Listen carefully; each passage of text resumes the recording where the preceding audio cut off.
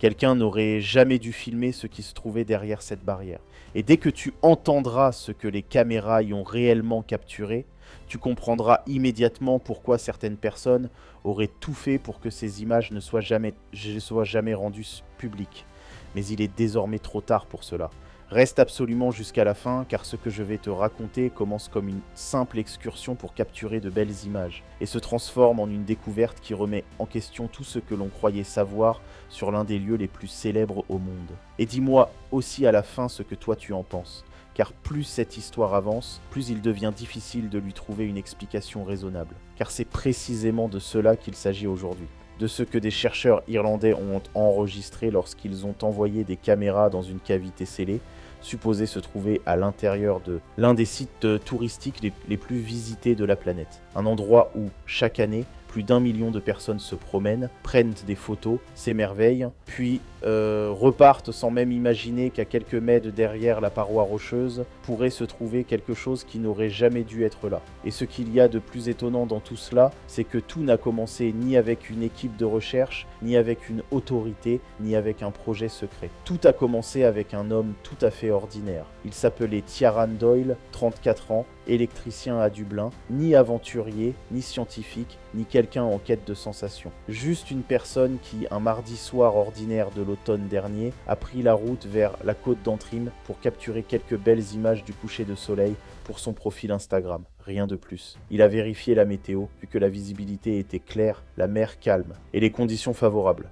Il a donc posé son drone personnel sur la banquette arrière, démarré la voiture et pris la route vers le nord. Le trajet a duré environ 3 heures. Pour Doyle, ce n'était rien d'inhabituel. Il avait déjà fait ce genre de sortie à de nombreuses reprises. Quelques plans larges de la côte, une vue impressionnante sur les falaises et la mer, puis plus tard chez lui, choisir la meilleure séquence, la publier, et voilà. Une routine qui se termine généralement de manière aussi banale qu'elle commence. Mais ce soir-là, rien n'était normal. Le drone a enregistré quelque chose qui est rapidement devenu l'une des vidéos amateurs les plus énigmatiques à apparaître sur les réseaux sociaux. Et au moment où Doyle a publié la séquence, tout a changé. Soudain, cette portion de la côte nord irlandaise n'était plus simplement un monument naturel mondialement connu. Elle est devenue le centre d'une histoire qui a captivé géologues, journalistes, chercheurs et d'innombrables inconnus. Dans la vidéo, on voit une section de la falaise au Giant's Causeway, cette formation célèbre composée d'environ 40 000 colonnes de basalte imbriquées qui semblent presque sculptées à la main. Presque tout le monde en a déjà vu des images. Certains y sont même allés. Le site a été classé au patrimoine mondial de l'UNESCO en 1986 et est considéré comme l'un des paysages géologiques les plus impressionnants au monde.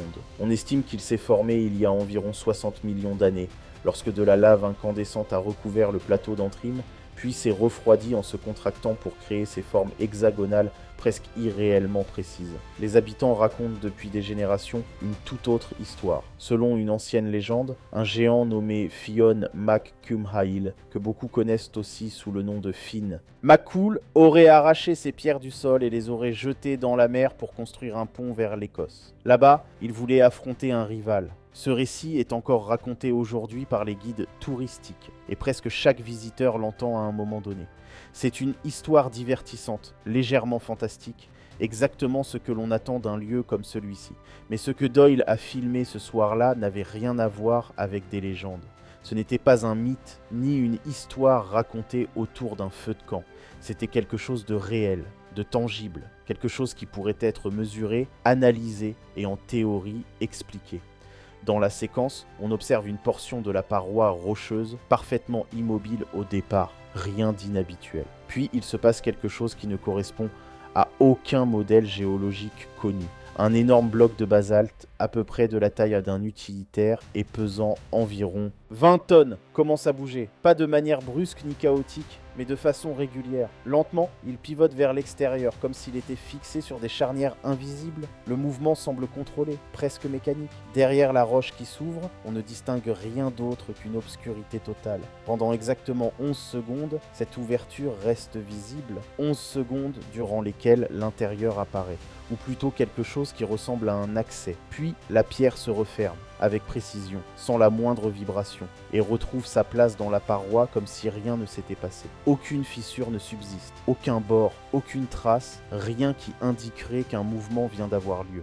Si quelqu'un observait cet endroit une minute plus tard, il n'aurait aucun indice qu'il s'y ait produit quoi que ce soit. Doyle était encore dans sa voiture lorsqu'il a vérifié les images. Il a repassé la séquence encore et encore, 6 fois d'affilée, peut-être davantage. À chaque fois, il espérait trouver une erreur, un défaut technique, un reflet, un jeu de lumière. Mais à chaque visionnage, c'était identique. Le mouvement était le même, les ombres évoluaient de façon parfaitement cohérente. Quelque chose s'était ouvert, et ce n'était pas un hasard. Pourtant, il a hésité. Il ne savait pas vraiment pourquoi, mais une partie de lui voulait simplement supprimer la vidéo et faire comme s'il ne l'avait jamais vue. Finalement, il ne l'a pas fait. Il a publié la séquence tard dans la soirée, sans grandes attentes. Le lendemain matin, tout était différent. Son téléphone n'arrêtait pas de vibrer. Messages, appels, commentaires, des gens de tous horizons voulaient lui parler. Géologues, journalistes, universitaires, mais aussi des individus qu'il ne pouvait même pas identifier. Tous posaient essentiellement la même question. Est-ce réel? Parmi ces appels, il y en avait un dont la réaction se distinguait nettement des autres. La docteure Sarah Brennan, géologue principale à l'université Queen's de Belfast, avait consacré plus de 15 ans de sa vie à étudier précisément cette formation côtière. Ce n'était pas quelqu'un qui se laissait impressionner par des vidéos sur Internet. Lorsque ses collègues lui ont envoyé la séquence, elle l'a d'abord ignorée. Puis elle a fini par la regarder. 1 fois, 2 fois, 3 fois. À la 4e, elle a pris son téléphone. Lorsqu'elle a réussi à joindre Doyle, elle est allée droit au but.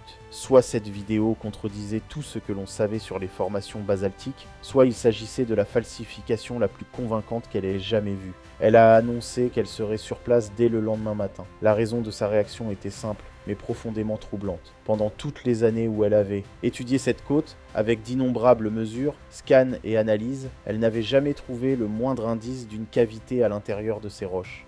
Pas la moindre fissure, pas la moindre poche, aucune structure suggérant un espace caché. Selon toutes les connaissances existantes, cette roche était composée de basalte massif, entièrement dense, sans cavité interne. Aucun rapport scientifique, aucune tradition ancienne n'avait jamais évoqué quoi que ce soit de semblable. Et pourtant, il y avait maintenant cette vidéo, un bloc de pierre apparemment mobile, qui s'ouvrait comme une porte.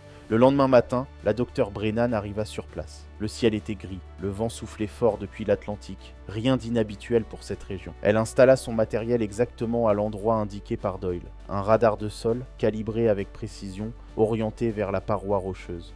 Puis elle lança le scan. Les secondes s'écoulèrent lentement pendant que les données étaient traitées. Lorsque l'image apparut enfin sur l'écran, il se produisit quelque chose que son assistant décrirait plus tard comme encore plus troublant que la découverte elle-même. Brennan ne réagit pas, elle ne bougea pas, elle ne dit rien, elle ne prit aucune note. Elle resta simplement là, immobile, à fixer l'écran. Pendant presque 2 minutes, son assistant pensa d'abord que l'appareil était tombé en panne. Mais ce n'était pas le cas. Ce que le radar montrait, c'était une cavité. Un espace vaste et nettement défini à l'intérieur d'une roche qui, selon toutes les connaissances disponibles jusqu'alors, n'aurait jamais dû contenir un tel vide. Les dimensions étaient claires. Environ 4 mètres de profondeur et presque 8 mètres de largeur. Complètement enfermée, sans ouverture visible, sans accès, sans connexion vers l'extérieur. À elle seule, cette découverte aurait suffi à remettre en question des hypothèses fondamentales sur la structure du Giant's Causeway. Mais ce n'était que le début, car à l'intérieur de cette cavité, il y avait autre chose. 7 formes dressées à la verticale, grandes, minces, mesurant entre 2 mètres et 2 mètres 50 de haut, réparties de façon régulière, avec exactement le même espace entre chacune orientée dans la même direction, droit vers l'endroit où, selon la vidéo, se trouvait la porte. Elle n'était pas éparpillée, elle ne s'était pas effondrée, elle ne ressemblait pas à des dépôts aléatoires, ni à des fragments de roches. Elle tenait debout, en formation. Et c'est précisément là que le véritable problème commença. Le basalte ne se forme pas comme une roche sédimentaire, lentement, couche après couche, autour d'objets déjà présents. Le basalte est d'abord liquide, incandescent, issu de lave à des températures telles que rien d'organique ne peut y survivre. Quand cette roche s'est formée, elle était fluide, comme du feu. Cela signifie que tout ce qui se trouve aujourd'hui à l'intérieur aurait dû déjà se trouver exactement là lorsque la lave était encore en fusion, il y a environ 60 millions d'années, à une époque où les êtres humains n'existaient pas, même pas de loin. Le lendemain, un autre spécialiste arriva sur le site, le docteur Ian Gallagher, géophysicien de Belfast, un homme qui passait sa vie à rendre visibles les structures cachées sous la surface de la Terre. Il avait cartographié des réseaux fluviaux souterrains analyser des couches rocheuses profondes et travailler sur des projets d'État exigeant l'interprétation la plus précise possible de données géophysiques. Dans son métier, les surprises n'étaient pas censées exister. Du moins, pas jusqu'à ce moment. À peine 20 minutes après le début de son scan, son attitude changea. Ses mains commencèrent à trembler légèrement, d'abord à peine perceptiblement, puis suffisamment pour qu'il doive poser sa tablette sur un rocher. Il recula d'un pas, marcha quelques mètres, se passa la main sur la nuque, comme s'il essayait d'écarter une pensée impossible à repousser. Puis il revint et observa les données une nouvelle fois. Son équipement était plus performant, avec une résolution nettement supérieure. Et c'est précisément cela qui fit toute la différence. Car alors que le premier scan avait seulement révélé les formes, l'analyse de Gallagher mit en évidence un détail qui changeait absolument tout.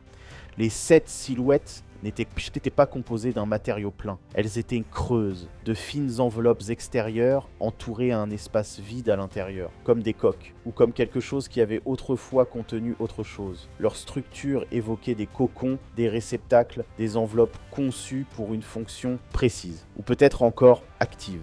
Le matériau lui-même n'était pas identifiable avec certitude. Il ne correspondait à aucune composition connue susceptible d'exister dans de telles conditions. Rien d'organique n'aurait pu survivre à la chaleur de la lave en fusion, et rien d'artificiel, du moins rien que nous connaissons, ne devrait pouvoir rester intact pendant des millions d'années dans un tel environnement. Et pourtant, ces enveloppes se tenaient là, intactes, enfermées dans une roche qui avait autrefois été liquide. En l'espace de 2 jours, certaines autorités furent discrètement informées. Pas publiquement, pas officiellement, mais par des canaux chiffrés, en petits groupes, derrière des portes closes.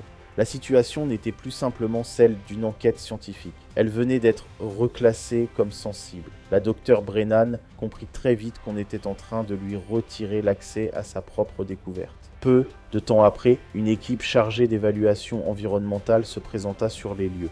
Quelques heures plus tard à peine, elle publia une déclaration. On y affirmait que les images du drone s'expliquaient par des reflets lumineux sur de la roche humide, qu'il n'existait aucune anomalie, aucune cavité, rien d'inhabituel. Tout était parfaitement normal. Mais il y avait un problème. La personne censée confirmer cette déclaration, c'était précisément la docteure Brennan. Et elle ne la signa pas. Elle lut le rapport, une fois, puis une deuxième fois. Finalement, elle repoussa simplement le document vers l'autre côté de la table, sans dire un mot. Des témoins racontèrent plus tard qu'elle ouvrit ensuite son ordinateur portable, consulta encore une dernière fois les données brutes et pâlit visiblement en les regardant. Puis, elle referma l'appareil. Une semaine plus tard, elle remit sa démission. Sa lettre ne contenait que 4 phrases très courtes. La dernière disait simplement qu'elle en avait assez vu. Quelques jours seulement après cela, la section concernée de la côte fut bouclée. Clôture métallique, panneaux d'avertissement, rubans de sécurité. Tout avait soudain l'apparence d'une mesure de précaution tout à fait ordinaire.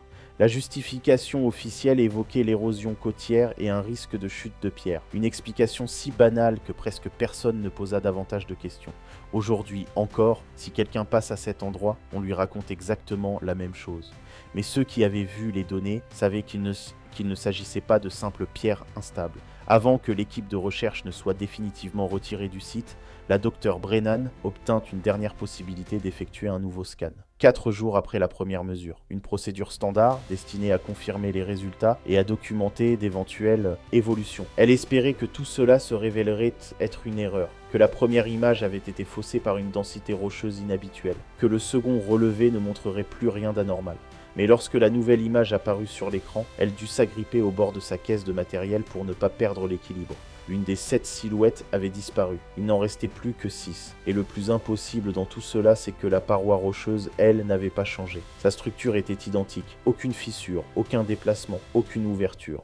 La porte visible sur la vidéo de Doyle ne s'était, selon tous les enregistrements disponibles, pas ouverte une seule fois durant ces 4 jours. Au même moment, Doyle avait lui aussi pris une précaution. Le matin suivant sa première vidéo, il avait installé une caméra pointée directement sur la paroi. Elle avait filmé en continu, sans interruption, pendant les 4 jours entiers. Les images ne montraient rien, aucun mouvement, aucun frémissement, aucune ouverture. Et pourtant, à l'intérieur de la cavité, une forme manquait désormais. Les chercheurs passèrent alors en revue toutes les explications possibles. Ils scannèrent les parois centimètre par centimètre.